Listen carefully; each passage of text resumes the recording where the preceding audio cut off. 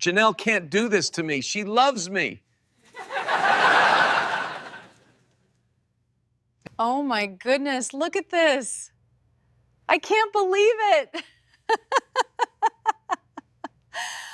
No one expected her to walk in like that. The courtroom doors slammed open, and suddenly, the air shifted.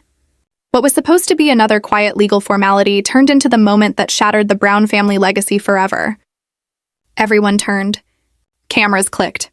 Even the fluorescent lights seemed to hold their breath. And there she was, Janelle Brown.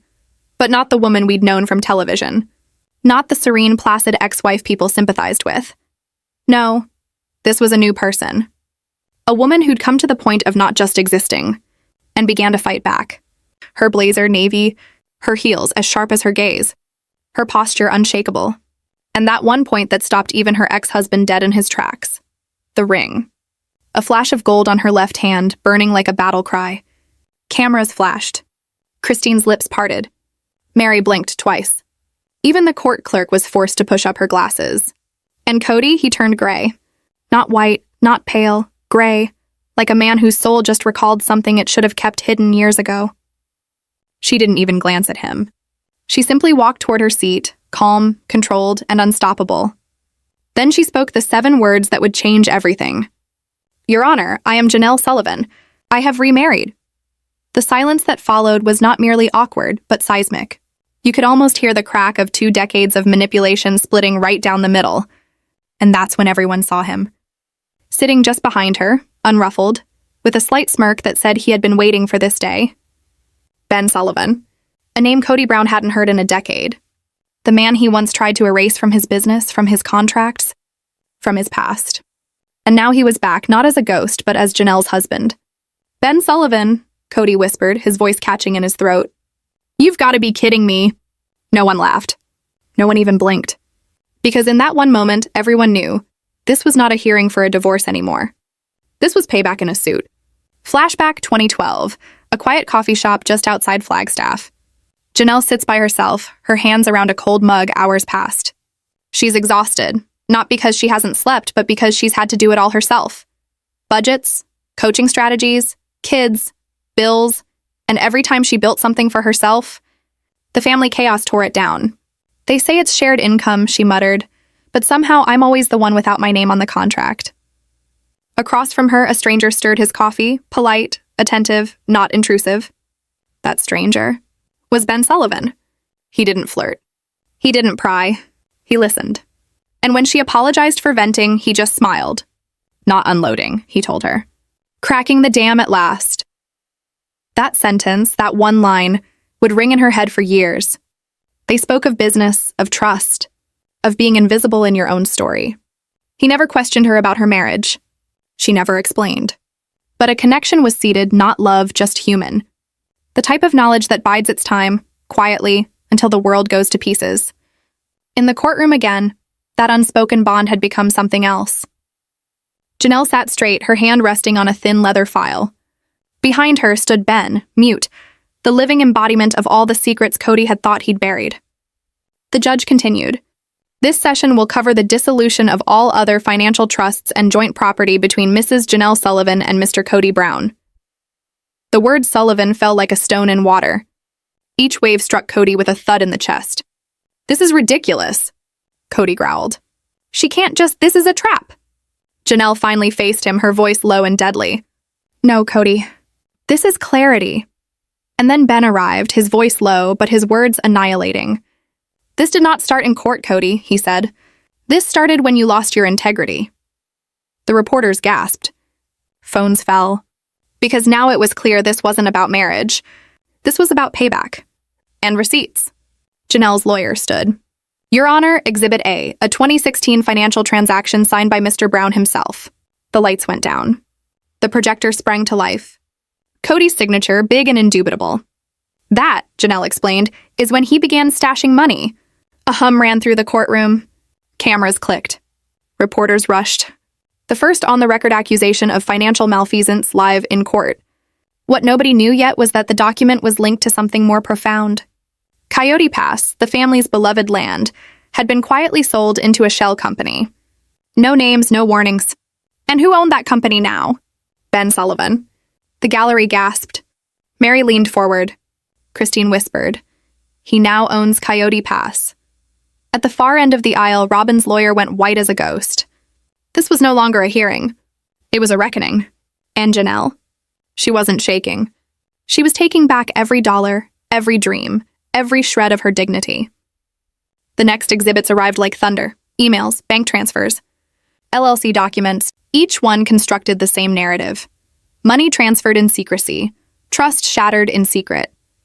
Janelle's attorney slipped a fat envelope across the judge's bench. "Your Honor, this packet is in excess of 200 pages, notarized, indexed, and verified. All the transfers made without the approval of Mrs. Sullivan." The judge turned the pages. Names, accounts, routing numbers, and then one alias, J. Laren. The room came to a standstill. Christine bristled. Mary straightened. The judge scowled. "Who is J. Laren?" Janelle didn't flinch. "That's me," she said. "It's an alias. I used it to cover my daughter's college fund when the family money began disappearing." Gasps echoed around the gallery. "I wasn't stealing," she declared, her voice firm. "I was defending what was left." For years, every cent she'd made had vanished into someone else's decor. Throw pillows, gold doorknobs, and mansions she never occupied. Now the world heard the truth straight from her. Cody Brown was falling apart. Not in private, publicly. His jaw clenched. His hands shaking. He jumped up. "This is a setup! You all set this up!" The judge slammed his gavel. "Sit down, Mr. Brown." But he was already falling under his own deceptions. Then there was the moment that hushed even the reporters. Janelle's lawyer held up a flash drive. "Your Honor, supplemental video evidence voluntarily submitted by Mr. Ben Sullivan." The screen flashed again. Security footage. Timestamp, January 2022. Cody pacing in a dark office. Robyn watching quietly. His voice cracked through the speakers. "If she wants her share, we'll bury it. Transfer it through the wellness brand. She'll never trace it." The room exploded in gasps. Robyn flinched. Cody stammered, "That's taken out of context." But the judge cut him off. "It will be entered into record." Janelle turned at last to him. "You preached me into poverty," she said. "Now you're asking for mercy?" Cody returned to his seat. A man who had once preached family values, now caught betraying his own. The court adjourned for recess. But nobody budged. Reporters darted into the corridor, typing headlines before hands trembled too much. And there, in the silence, Robyn's attorney slipped a slim red folder along the table. "We can use it now," he breathed. Robyn's eyes went wide. "You told me we'd never." "Do you want to win, Robyn, or feel good?" Within that folder was something she'd suppressed for years. Something that would keep her safe or kill her forever. Court is back in session. The judge's words cut through the air. All the cameras are focused, all the reporters poised. Janelle sits upright, unyielding. Robyn, however, grips that red folder like it's a live grenade. Her attorney stands up first. "Your Honor, we move to add newly discovered documents to discovery." The room tenses. Christine leans forward. Mary's eyes narrow. Everybody knows Robyn's been keeping a secret, but nobody knows what. The screen shakes. Handwritten letters, voicemail transcripts, journal entries pop up individually. Mary's writing. Christine's emails. Robyn's personal recordings. These, Robyn's attorney says, indicate Mrs. Sullivan's hiding of money. But the scheme fails almost immediately. Because when the judge begins reading the entries out loud, they don't reveal Janelle. They reveal Cody. Mary's diaries talk of years of domination, seclusion, gaslighting presented as faith. Her language isn't angry, it's weary. "The world believes we're okay," she'd written. "But he keeps treating me like I don't exist." The courtroom goes quiet. Even the journalists pause their typing.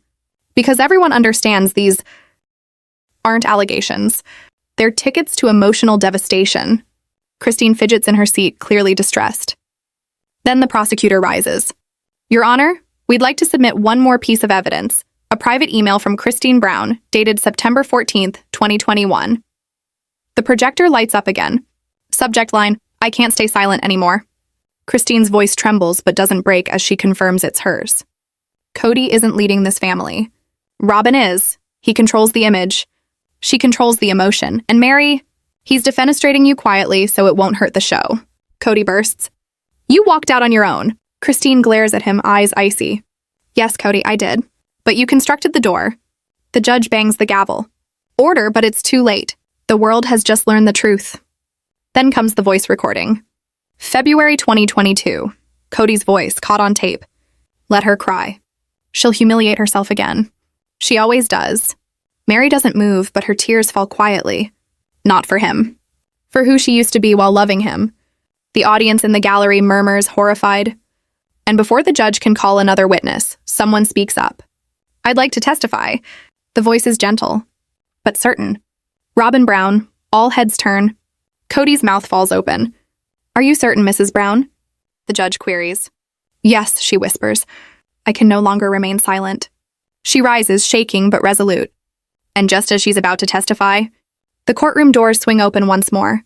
Heels click. A tall figure emerges. Long coat, sunglasses, quiet, unsettling calm attends her. Christine gasps. Cherris. The room comes to a standstill. Robyn's half-sister. The one she vowed was gone for good.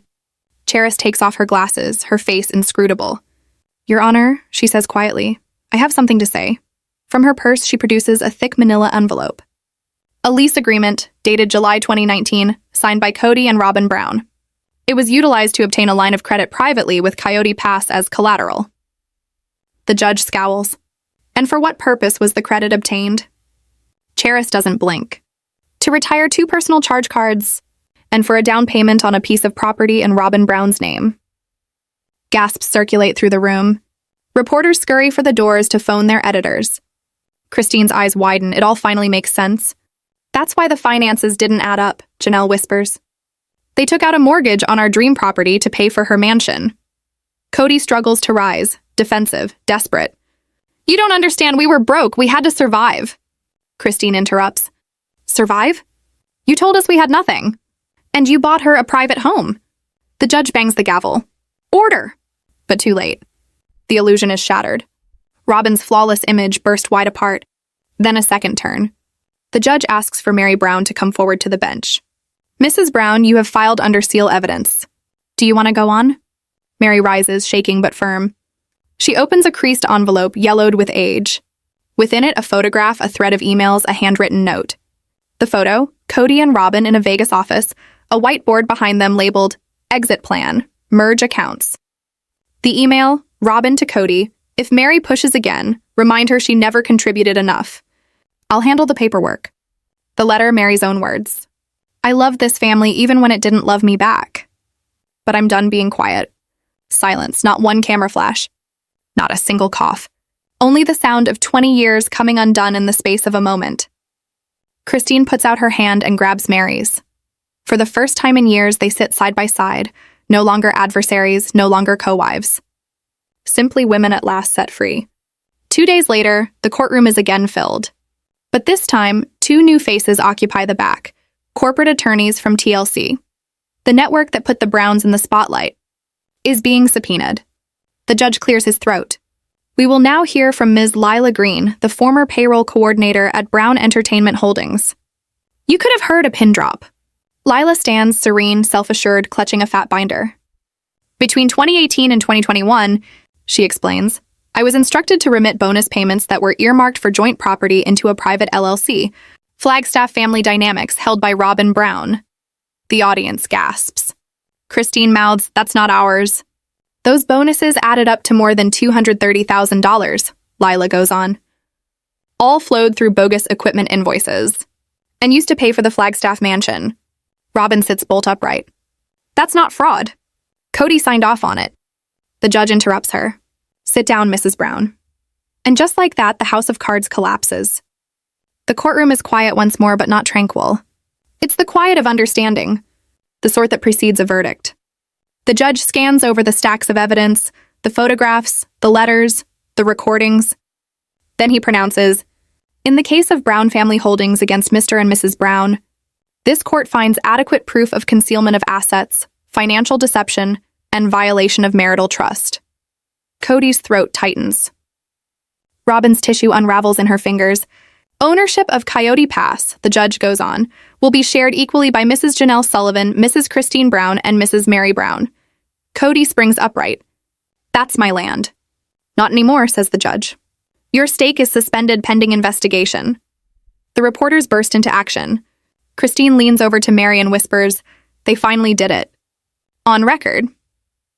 In addition, continues the judge, Mrs. Robyn Brown's rights to said property are revoked due to misuse of funds and false representation. Robyn leans forward in her seat, whispering, "You can't do this." "I built it."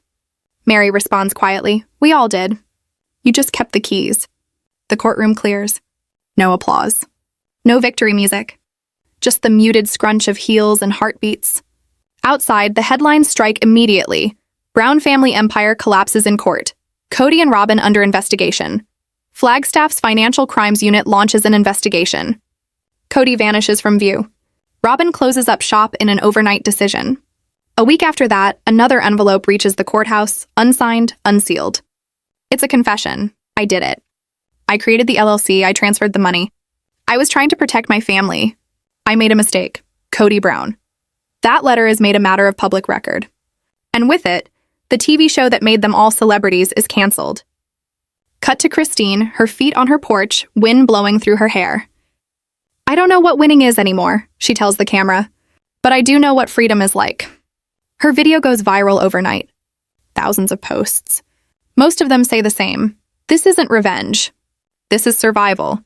A week later, Janelle is on the ridge of Coyote Pass, Ben at her side. No crew, no producers, only sky and silence. "I once dreamed of constructing here," she says. "But I was dreaming for a man who saw me only when his eyes were on no one else." She smiles. "Now I construct for myself." Mary quietly opens a women's retreat in Utah. No sponsors, no cameras, no drama. When a reporter asks if she regrets coming forward, she smiles vaguely. "Only that I waited so long." Robyn appears once, a trembling Instagram live. Tears drop before she can get any words out. "I was trying to protect the family," she explains. "But maybe I was protecting the lie." She cuts off the stream, erases all of it, and disappears. Cody's destiny? An investigation. Tax returns. Frozen funds. The guy who made a TV empire on Plural Love. Now infamous for financial scams. The last shot is straightforward. 3 women walking off into the distance. No camera team. No reality television. Just serenity. And a voiceover begins to grow. Sometimes the truth doesn't destroy you. It sets you free. Silence. Then, the last line. The hook that converts contemplation into participation. "So tell me, was justice finally served in this courtroom showdown, or are some wounds too deep to ever heal?" Here's the part no one was ready for. What happens when the cameras are silent and the truth remains louder than any season finale? The verdict didn't conclude the story. It blew it up. The day after the ruling, Flagstaff seemed smaller, as if the town itself had read the headlines and begun whispering. Coffee shops were stopped mid-pour. A neighbor drew curtains halfway. Everybody had an opinion, and each opinion had a cousin who knew someone on the crew. Janelle remained silent. Not silent, strategic. The woman who used to balance budgets in the background now owned the deed to her future in broad daylight. No gloating interview. No victory lap livestream. She met a friend at dawn, buckled her hiking boots, and ascended. The ridge on Coyote Pass looked different when it belonged to her without permission. She stood there with Ben beside her, not a shield, not a spectacle, just a witness. She whispered, "I'm going to build something honest here." And for the first time in years, she meant build like it wasn't code for "please don't take this from me." Christine shared a final picture, just hands, crossed with Mary's, a gold ring shining on Janelle's finger to the left. No faces, no hashtags. The internet finished the work. The comments weren't team this and team that. They were women writing, "I thought it was just me." Mary's retreat booked up in 72 hours. No producers. No confessional couches. Just a circle of chairs and a sign-in sheet that felt more like a promise than a form. She wrote the word reclaim on a whiteboard and underlined it twice. She didn't cry. She didn't perform. She facilitated. Women checked their phones at the door and stepped into a room where apologies had a time limit. "No apologizing for telling the truth," Mary said softly. "We're not filming. We're healing." And Cody? The man who once loved a wide frame and a booming entrance learned what it meant to be small. He used to walk into rooms like a headline. Now he slipped through back doors like a footnote. His lawyer said, "We need to prepare statements. Cody muttered. Statements are for people who still get to speak. The investigation letters continued to arrive, courteous, persistent, imprinted with dates that seemed more like countdown timers. The network card was declined, both metaphorically and actually. He compiled a list of names he might call upon, then gazed at the page as if bravery would magically materialize if he waited courteously. Robyn's reality became the size of a screen. She scrolled until scrolling pained her and then scrolled again. She typed out paragraphs, erased them, attempted voice memos, erased those as well. A lost skill quiet. On day 6, she live-streamed a video that shook before the first word was ever spoken, and then she pressed end. Not because she had second thoughts. Because she heard footsteps down the hall and recalled fear in the form of a door. Somewhere, a half-written email to a PR agency floated like a lifeboat no one knew how to push off. The children observed differently. Cameras had instructed them where to position themselves, how to respond, what was good television. Actual life provided no blocking. Garrison cruised by the Coyote Pass lots, seeing grading stakes protrude through the earth like unfulfilled promises. He stopped. He didn't exit. He simply sat with the engine turned off and pictured a house that was never built and conversations that never occurred. In his mind, he spoke the words he wished he'd spoken years ago. Stop asking us to pretend this is okay. Savannah checked an email, scholarship confirmation, the type of message that once got lost under envelopes stamped urgent tax. She used the name Sullivan on her personal statement. Not in spite. In gravity. The name that covered her college fund had become the name that would get her through the door to campus.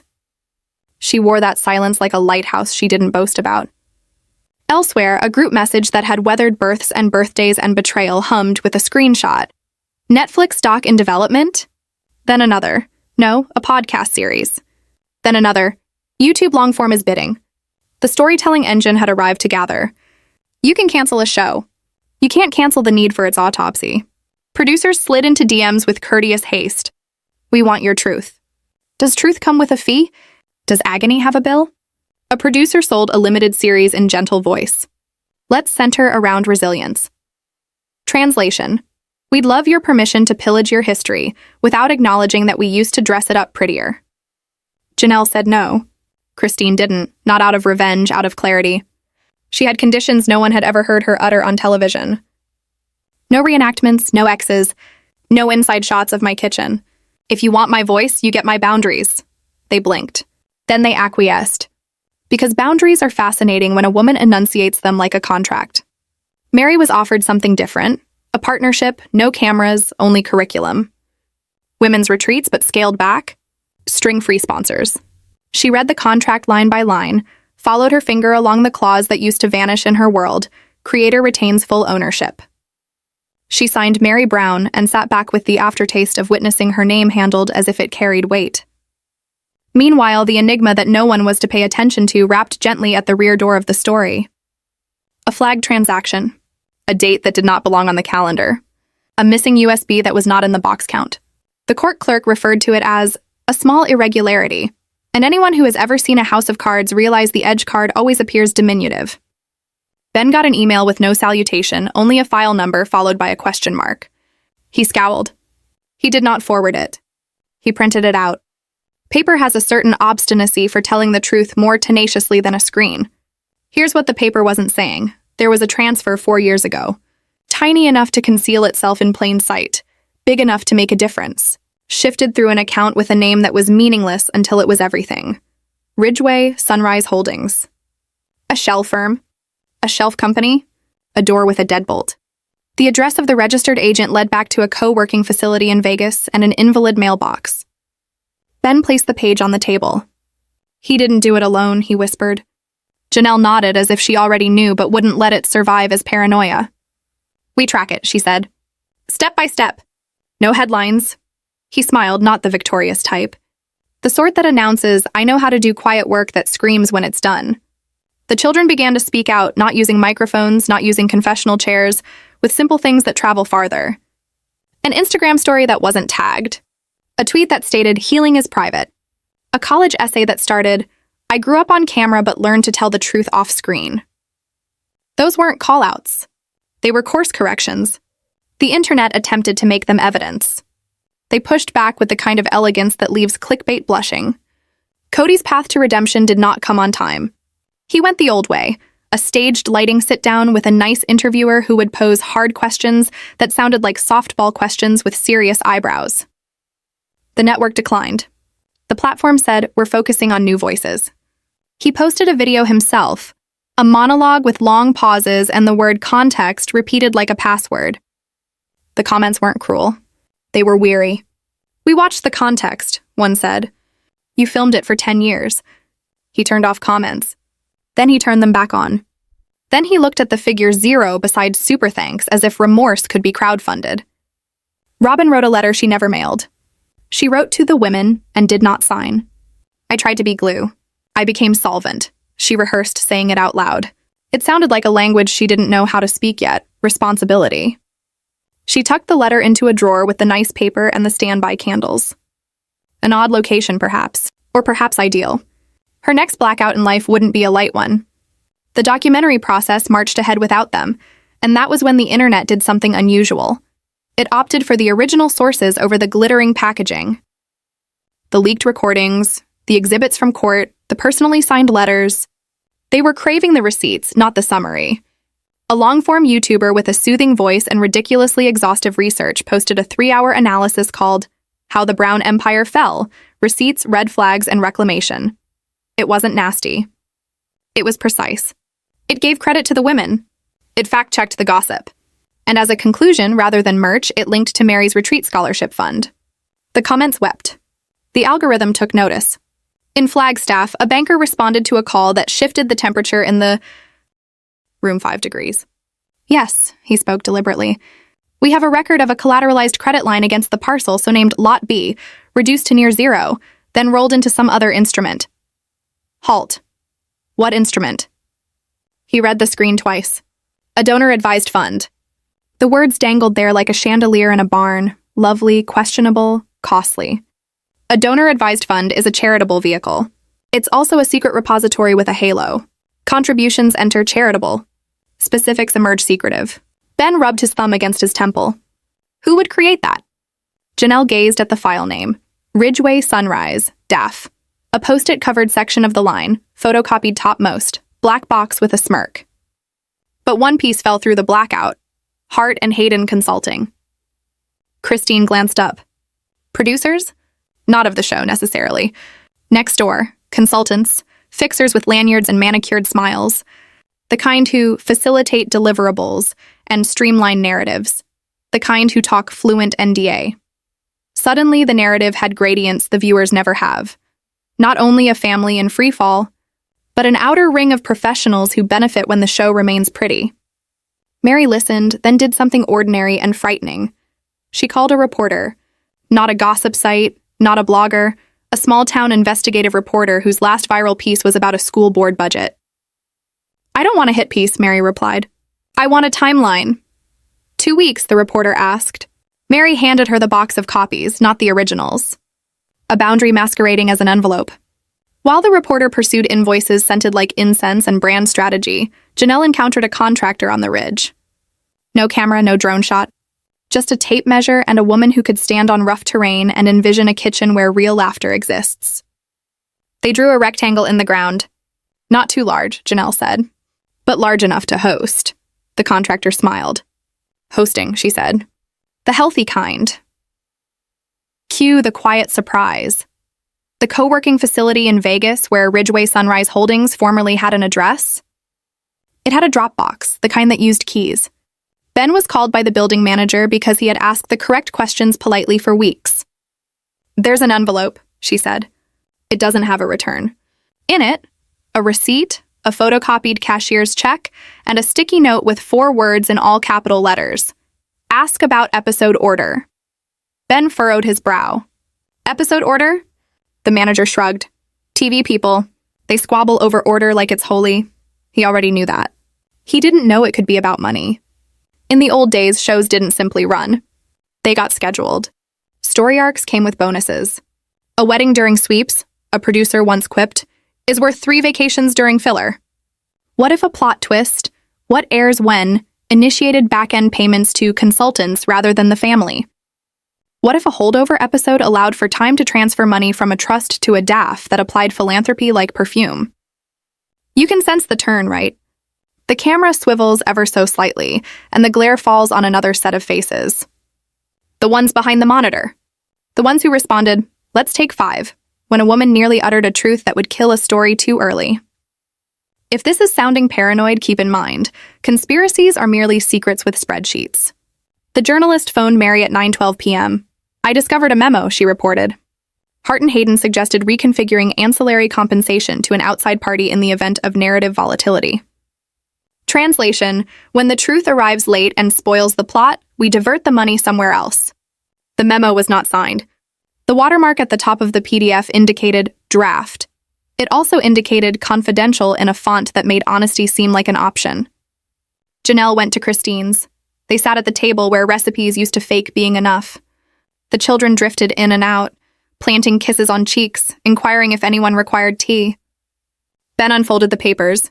Mary came in with a yellow folder stamped "Names I Stopped Trusting," and then giggled at herself and struck it through. "Names I'm ready to consider again," she inscribed instead. They enacted a new rule. Nobody was going to say "I knew it" in the tone of reproach. Only in the tone of release. Then the phone call came, a New York area code. "This is legal," said the voice. "This recording is on background. You didn't get it from me." Click. A file came in, audio, muffled but readable. 2 voices, one familiar, one smooth. You heard the clink of ice in glass. The smooth voice said, "We can float a DAF through Ridgeway." If the movie bombs, the cash is already charitable. The familiar voice inquired, "And what about the family?" The Tony voice chuckled. "They'll never track it down. They'll be too busy responding. We can leave it here and label it the smoking gun. But life's more interested in fog machines." There was no date stamp on the clip. The voices were replicable. A decent attorney would be able to refer to it as deepfake within a minute. That's the nature of truth in the streaming age. It requires receipts and it requires restraint. Janelle didn't post. Christine didn't wink. Mary didn't monologue. They filed. Silently. Exactly. They assigned a number to the file that corresponds to the memo that corresponds to the bank receipt that corresponds to the empty mailbox in Vegas. And then something amazing occurred. The kind of plot turn that doesn't go viral but transforms lives. The women ceased to make the fire the center and began constructing the home. Literally. Scaffolding went up on Coyote Pass. Not a palace, a house. A kitchen window with a view of sunrise, a squeaky side door because side doors do. A guest bedroom with a quilt that wasn't coordinating for the sake of not coordinating. The contractor mid-hammer inquired, "What are you going to name it?" Janelle smiled. "Not a name," she said. "A rule." She put it on a sticky note over the doorframe. No more secrets paid in loyalty. There was news again, but this time it wasn't from the gossip blog. A formal investigation by the county into third-party consultants tied to Brown Entertainment payouts. The words third-party consultants said more in 6 words than 1,000 indignation posts ever could. A light shone brightly. Suits tensified. Email threads hung suspended mid-thread. Cody sat at the headline by himself. He seemed older in a sense that wasn't years, but rather lost opportunities. He tried ringing. Janelle didn't pick up. Christine sent a boundary that sounded more like a benediction. "Heal. Quietly." Mary sent one sentence in a text. "I don't hate you." He sat with that like a glass of water he didn't know if he got to drink. The kids visited on a Saturday. No clockwork, no "we need this moment," no producer calling out who hadn't had a line. They cooked vegetables that dropped through the grill and laughed like that was the idea. Someone played some music from 2011 and everyone complained and then sang along anyway. Ben torched the corn. It was a joke before it was even a memory. Healing is seldom Hollywood. It is refilling the ice tray before someone even asks. The reporter's piece finally came out. Not sensationalistic, surgical. It named no boogeymen and made the villains still nervous. It tracked the money and let the reader follow the journey. It concluded with a sentence that courtrooms and comment sections can never do. It encouraged systems to act, not individuals to apologize. And just when you thought the third act had coasted into a soft epilogue, a mail carrier delivered an unmarked package to Mary's retreat office. Inside, a tiny digital recorder and a note in handwriting. "You left this in the unit. It mattered to you." The recorder sprang to life with a click that was too big for its machine. One file, date-stamped, and claro as confession. A meeting in a conference room with glass walls. You can hear fluorescent lights humming and someone who is not comfortable in the room where money swaps its last name coughing shyly. A voice, the slick one, states, if we greenlight the courtroom material too early, the trust gap falls in Q3 and the talent gets the bonus ahead of us. We must have the reunion come first. Another voice whispers, and the wives? A laugh. They'll be okay. We'll offer them a wellness brand extension. Chairs scratch. Papers rustle. Then, softly, the familiar voice once more, no swagger remaining. Make it look good. Mary hit. Stop, no screaming. No sting of triumphant music. Just 3 women in a quiet office, hearing the hum of a machine confessing it was a machine. Christine breathed out. Janelle nodded once, the nod of a builder checking a load-bearing beam and determining it will bear weight. They didn't post it. Not immediately. They did what no one expects women to do with a smoking gun. They set their sights on repair, not spectacle. The file ended up in the same location the others did, a case number that appeared mundane, which is the opposite of how it was experienced. By the time autumn rolled across the ridge, the house had a roof. The first rain arrived and everyone applauded because nothing leaked. The door received a coat of paint the color of an healing bruise, purple giving way to something gentler. A welcome mat that read, "Come in if you mean it." Wind chimes were hung, and the first time they rang was exactly like the sound of forgiveness deciding to be heard. We finish where these tales never let us finish, not in handcuffs or a comeback tour, but in silence deserving of the suffering it cost. The investigation is ongoing. The consultant's lawyer up. The show is still canceled in the only place that counts, in the minds of the women who once appeared on it. They do not owe us the final scene. They don't owe us their next step. But they give one final option to anybody still in this room watching. You can relive the fall over and over again. Or you can see the rebuild once. Now tell me and answer truthfully, did the true story begin in that courtroom? Or did it begin the moment they chose the spotlight wasn't the sun? This family's drama is far from over. So smash like, if you're Team Wives, subscribe for the next explosive update, and drop a comment below. Who do you think will win? Stay shady, stay curious, and I'll see you in the next scandal. Behind TLC Sister Wives out.